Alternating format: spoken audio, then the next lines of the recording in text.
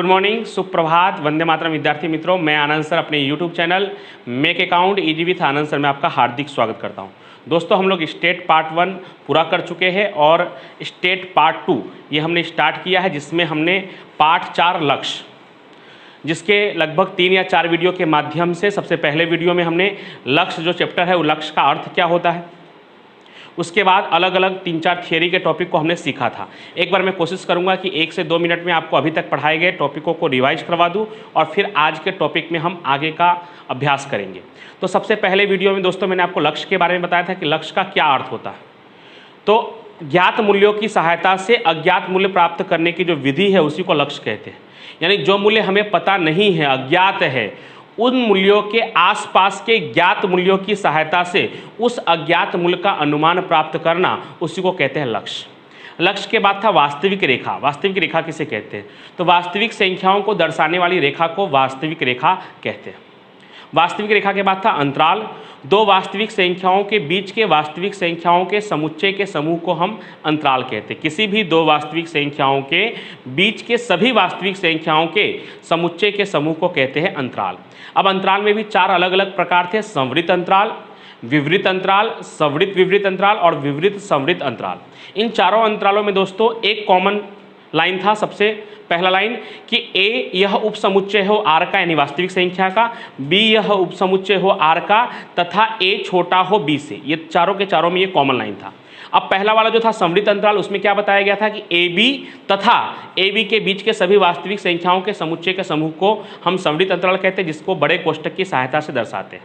विवृत अंतराल में ए और बी के सिवाय, यानी ए और बी को छोड़कर तथा ए और बी के बीच के सभी वास्तविक संख्याओं के समुच्चय के समूह को हम विवृत अंतराल कहते हैं, जिसे छोटे कोष्ठक में दर्शाते हैं। उसके बाद था संवृत विवृत अंतराल, जिसमें ए को समावेश कर लिया जाए लेकिन बी को समावेश न किया जाए और ए और बी के बीच के सभी वास्तविक संख्याओं के समुच्चय के समूह को संवृत विवृत अंतराल कहते हैं, जिसे हम बड़ा कोष्ठक और फिर छोटा कोष्ठक से दर्शाते हैं। उसके बाद विवृत संवृत अंतराल, जिसमें ए का समावेश न किया जाए और बी का समावेश कर लिया जाए तथा ए और बी के बीच के सभी वास्तविक संख्याओं के समुच्चय के समूह को हम विवृत संवृत अंतराल कहते हैं, जिसे हम छोटे कोष्ठक और बड़े कोष्ठक के माध्यम से दर्शाते हैं। तो ये दोस्तों हम लोगों ने पहले वीडियो में सीख लिया था। दूसरे वीडियो में मैंने आपको अलग अलग स्वरूप के बारे में बताया था, जो यहाँ पे मैंने बोर्ड पर भी लिख कर रखा है, आप अपनी स्क्रीन पर देख सकते हैं। प्रमाणित स्वरूप के बारे में 3 स्वरूप मैंने आपको बताया था: सामीप्य स्वरूप, मानांक स्वरूप और अंतराल स्वरूप। सामीप्य स्वरूप में क्या है? n कोष्ठक में a कॉमा डेल्टा। मानांक स्वरूप में मानांक के अंदर x minus a less than delta. और अंतराल स्वरूप में a minus delta comma a plus delta. सवाल में कैसा होगा, चाहे वो स्वाध्याय का प्रश्न हो, चाहे आपके किसी भी एग्जाम का प्रश्न, उसमें कैसा होगा? तो ये जो 3 स्वरूप आपको दिखाई दे रहा है, सामीप्य स्वरूप, मानांक स्वरूप और अंतराल स्वरूप, इसमें से कोई एक स्वरूप आपको दिया होगा, कोई भी एक स्वरूप आपको दिया होगा। उसकी सहायता से, उस स्वरूप की सहायता से आपको ए और डेल्टा का मान निकाल लेना है। और जैसे ही आप ए और डेल्टा का मान निकाल लेंगे तो आपको प्रश्न में बाकी के स्वरूप निकालने के लिए कहा होगा। जैसे एग्जाम्पल के रूप में हमने स्वाध्याय में जब हम गए थे 4.1 में, तो सबसे पहले सवाल में सामीप्य स्वरूप दिया हुआ था। सामीप्य स्वरूप में से हमने ए और डेल्टा का मान प्राप्त किया और हमें निकालने के लिए क्या कहा था? मानांक और अंतराल स्वरूप। तो इन तीनों में से कोई भी एक स्वरूप दिया होगा और बाकी के 2 स्वरूप आपको निकालने के लिए कहा होगा। तो उसके लिए आपको क्या करना है? तो जो भी आपको प्रमाणित स्वरूप कोई एक दिया हुआ है, उसकी सहायता से आपको ए और डेल्टा का मान निकाल लेना है, क्योंकि तीनों स्वरूप ए और डेल्टा उसमें जरूरी है। तो किसी भी एक स्वरूप की सहायता से ए और डेल्टा आप निकाल लेंगे और जैसे ही आप ए और डेल्टा का मान प्राप्त कर लेंगे, आप कोई भी स्वरूप आसानी से लिख सकते हैं, निकाल सकते हैं। उसके बाद के वीडियो में दोस्तों हम लोगों ने 4.1 का दूसरा प्रश्न किया था। 4.1 का जो पहला प्रश्न था, जिसके अंदर 4 प्रश्न थे, उसमें सामीप्य स्वरूप दिया था और मानांक और अंतराल स्वरूप निकालना था। जबकि दूसरे प्रश्न में मानांक स्वरूप दिया हुआ था, सामीप्य स्वरूप और अंतराल स्वरूप निकालना था। ये 2 प्रश्न हमारा हो चुका था।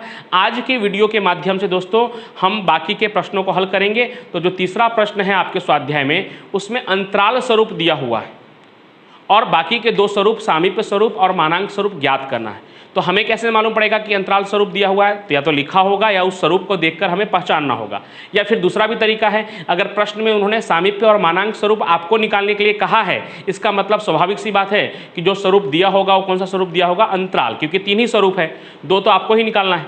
इसका मतलब जो अंदर दिया हुआ है कौन सा स्वरूप होगा? अंतराल स्वरूप। फिर भी हम प्रश्न देखते हैं। पेज नंबर है 145, स्वाध्याय 4.1 का पहला और दूसरा प्रश्न हो चुका था। तीसरा प्रश्न पेज नंबर 145 पे है, कोशिश करूंगा कि आपकी स्क्रीन पर दिखाई दे। यस, तीसरा सवाल, निम्नलिखित को मानांक और सामीप्य स्वरूप में प्रदर्शित कीजिए। देखिए लिखा है मानांक और सामीप्य स्वरूप में प्रदर्शित कीजिए। मानांक और सामीप्य स्वरूप में प्रदर्शित करना है, इसका मतलब क्या हुआ कि जो पहले से जो स्वरूप दिया है वो कौन सा स्वरूप दिया है, अंतराल स्वरूप दिया है। तो अंतराल स्वरूप की सहायता से हमें ए और डेल्टा निकालना है। और दोस्तों थोड़ा सा कठिन है ये सामीप्य और मानांक से, क्योंकि सामीप्य और मानांक में ए और डेल्टा आपको डायरेक्ट मिल जाते हैं, लेकिन इस बार आपको दो समीकरण की सहायता से ए और डेल्टा मिलेगा, यानी थोड़ा सा काम आपको पहले की अपेक्षा ज़्यादा करना पड़ेगा। चलिए शुरू करते हैं, देखते हैं तीसरा सवाल। तीसरे का पहले सवाल में है 3.8 लेस देन x और लेस देन 4.8। उसके बाद दोस्तों अंतराल स्वरूप क्या होता है, तो अंतराल स्वरूप होता है जो दिया हुआ है आपको, अंतराल स्वरूप होता है a minus delta comma a plus delta, a minus delta comma a plus delta. a minus delta यानी कौन सा वाला मूल्य, पहला वाला मूल्य जो है वो a माइनस डेल्टा का है, और जो दूसरा मूल्य इस तरफ दिया हुआ है वो a प्लस डेल्टा का है। तो उस हिसाब से हम क्या कह सकते हैं कि a माइनस डेल्टा बराबर 3.8 और a प्लस डेल्टा बराबर 4.8। तो जिस तरह से 9वीं 10वीं में आप लोप की विधि से समीकरण हल करते थे, बस वैसे ही दो समीकरण बन गए। a माइनस डेल्टा बराबर 3.8, पहला वाला a माइनस डेल्टा ये रहा, और दूसरा वाला कहलाएगा a प्लस डेल्टा। तो ये समीकरण 1 कहला जाएगा और ये समीकरण 2। हमें दोनों समीकरण को क्या कर देना है, जोड़ देना है। उसके लिए फिर अलग से नीचे लिखने की जरूरत नहीं है कि समीकरण 1 और 2 को जोड़ने पर आप ऐसे संकेत में भी लिख देंगे 1 प्लस 2 तो भी चलेगा, क्योंकि शॉर्ट क्वेश्चन है तो ज़्यादा स्टेप लंबा करने की ज़रूरत नहीं है। अब दोनों को जोड़ेंगे तो हमेशा हर बार, ऐसे नहीं कि एक सवाल में, हर सवाल में ये plus delta minus delta cut जाया करेगा हर सवाल में। तो a और a जब आप जोड़ेंगे तो कितना होगा 2a, a और a कितना होगा 2a, और इन दोनों को जोड़ेंगे तो 8 8 16 के 6 हासिल 1, 4 3 7 और 1 8, 8.6। 2a बराबर कितना होगा 8.6, इसलिए a बराबर 8.6, ये 2 गुणा में है, इस तरफ आएगा तो भाग में, तो 4.3। ये आपको क्या मिल गया, a मिल गया, कितना 4.3। अब a की सहायता से हम डेल्टा निकाल लेंगे, कैसे, तो a का मान किसी भी समीकरण में, समीकरण 1 में भी रख सकते हैं या समीकरण 2 में भी रख सकते हैं, आपकी इच्छा।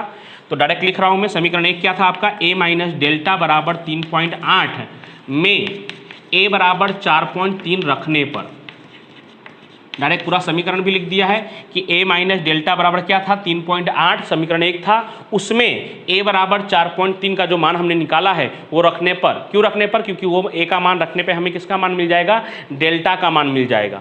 तो a वैसे का वैसा, सॉरी a की जगह पे कितना, a का मान कितना मिला हमें 4.3, तो a की जगह पे 4.3 माइनस डेल्टा वैसे का वैसा बराबर 3.8। अब माइनस डेल्टा बराबर 3.8, ये प्लस 4.3 है, उस तरफ जाएगा तो क्या होगा माइनस 4.3। तो माइनस डेल्टा बराबर 3.8 में से 4.3 घटाएंगे तो माइनस 0.5, माइनस माइनस कट जाएगा तो डेल्टा बराबर क्या हो जाएगा 0.5। तो थोड़ा बड़ा है लेकिन अब हो गया, a और डेल्टा निकल गया, और जैसे ही a और डेल्टा निकल गया बहुत ही आसानी से बाकी के जो दो स्वरूप है, सामीप्य स्वरूप और मानांक स्वरूप, हम फटाफट निकालेंगे। तो सामीप्य स्वरूप क्या है दोस्तों, पहले वो लिख देना है। तो सामीप्य स्वरूप होता है n कोष्टक में a कॉमा डेल्टा, तो n वैसे का वैसा, a और डेल्टा निकल चुका है, बस देख कर लिख देना है। a कितना निकला है 4.3, तो a की जगह पे लिख देना है 4.3, कॉमा डेल्टा कितना निकला है, तो डेल्टा निकला है 0.5, तो डेल्टा की जगह पे लिख देना है 0.5। ओके, उसके बाद दूसरा कौन सा स्वरूप करना था इसमें, मानांक स्वरूप। तो मानांक स्वरूप क्या होता है, तो आपको याद ही होगा, नहीं तो यहाँ देख सकते हैं, ये रहा मानांक स्वरूप। x मानांक के अंदर x माइनस ए लेस देन डेल्टा, तो बस मान रख देना है और कुछ भी नहीं करना है, कोई हल नहीं करना है। x वैसे का वैसा, a कितना निकाला था आपने 4.3, मानांक बंद, लेस देन डेल्टा कितना है 0.5। तो इस तरह से ये पहला वाला सवाल जो है तीसरे का पहला वो पूरा हो गया। क्या किया दोस्तों इस प्रश्न में हमने, तो सबसे पहले अंतराल स्वरूप दिया हुआ है वो हमने पहचान लिया, क्योंकि आपको सामीप्य और मानांक आपको ज्ञात करना है, और सामीप्य और मानांक अगर आपको ज्ञात करना है तो आप खुद ही समझ सकते हैं कि वो अंतराल दिया हुआ है। तो कितने से कितने के बीच का अंतराल है, 3.8 से 4.8 तक। अंतराल स्वरूप होता क्या है, तो a minus delta comma a plus delta. इससे हम कह सकते हैं कि भाई a माइनस डेल्टा कितना है, 3.8 है, और a प्लस डेल्टा कितना है, 4.8 है। दो अलग अलग समीकरण है, दोनों समीकरणों को हम जोड़ेंगे तो माइनस डेल्टा और प्लस डेल्टा कट जाएगा। a और a कितना होगा, 2a, 3.8 और 4.8 भी जुड़ जाएंगे तो कितना होगा, 8.6। ठीक है, दो यहाँ पे गुणा में है, इस तरफ आएगा तो भाग में, तो a बराबर कितना होगा, 4.3। अब ये जो a बराबर 4.3 आया है, इसका मान चाहे आप पहले समीकरण में रख दें या दूसरे समीकरण में रख दें, किसी में भी रख देंगे तो आपको डेल्टा का मान मिल जाएगा। तो मैंने क्या किया है, पहला जो समीकरण है a माइनस डेल्टा बराबर 3.8, उसमें a बराबर 4.3 जो मान आया है वो हमने रख दिया, और जब हमने वो रखा तो डेल्टा का मान हमारा आया 0.5। तो इस तरह से a आ गया 4.3 और डेल्टा आया 0.5। जब a और डेल्टा मिल गया तो हमें दो स्वरूप चाहिए थे, सामीप्य स्वरूप और मानांक स्वरूप। सामीप्य स्वरूप का क्या होता है, तो n कोष्टक में a कॉमा डेल्टा, तो सिर्फ देखकर लिखना है, एक हो रहा a का मान 4.3 तो लिख दिया 4.3, कॉमा डेल्टा, तो डेल्टा का मान 0.5 देखकर लिख दिया 0.5। दूसरा स्वरूप होता है मानांक स्वरूप, ये याद कर सकते हैं आप। जो लोग आज पहली बार भी वीडियो देख रहे हैं वो भी अगर ध्यान से समझेंगे तो उनको भी समझ में आ जाएगा, इसलिए थोड़ा ध्यान देकर समझिएगा। मानांक स्वरूप क्या है, मानांक के अंदर x minus a less than delta, तो x वैसे का वैसा, माइनस भी वैसे का वैसा, a की जगह पे 4.3 और डेल्टा की जगह पे 0.5। तो ये हो गया तीसरे का पहला सवाल। अब तीसरे में एक माइनस वाला मैं आपको करवा देता हूँ, बाकी तो सब प्लस वाले हैं। पहले की जैसा ही आप दूसरा और चौथा खुद भी कर सकते हैं, ट्राई कर सकते हैं। ऐसे तो तीसरा भी सब सेम ही है, 1 से लेकर 4 तक सब में यही प्रोसेस करना है, लेकिन फिर भी मैं तीसरा करवा दे रहा हूँ क्योंकि तीसरे में पहला चिन्ह माइनस का है, तो शायद किसी विद्यार्थी को दिक्कत हो सकती है, तो वो हम लोग कर लेते हैं। तो यही तीसरे का तीसरा प्रश्न, ये हमारा पहला प्रश्न था तीसरे का। तो तीसरा प्रश्न क्या है, minus 0.4 less than x less than 1.4। तो सबसे पहले अंतराल स्वरूप होता क्या है वो लिख लेना है। तो अंतराल स्वरूप होता है a minus delta comma a plus delta. तो इसके अनुसार a माइनस डेल्टा कितना कहलाएगा, तो a माइनस डेल्टा कहलाएगा माइनस 0.4। a माइनस डेल्टा कितना कहलाएगा दोस्तों, माइनस 0.4। और a प्लस डेल्टा कितना कहलाएगा, तो a प्लस डेल्टा है दोस्तों 1.4 प्लस में है, तो ये आपका समीकरण 1 कहलाएगा और ये आपका समीकरण 2। जब भी अंतराल स्वरूप होगा तो हमेशा आपको समीकरण 1 प्लस 2 ही करना है, कभी माइनस करने की जरूरत नहीं है। हमेशा समीकरण 1 प्लस समीकरण 2।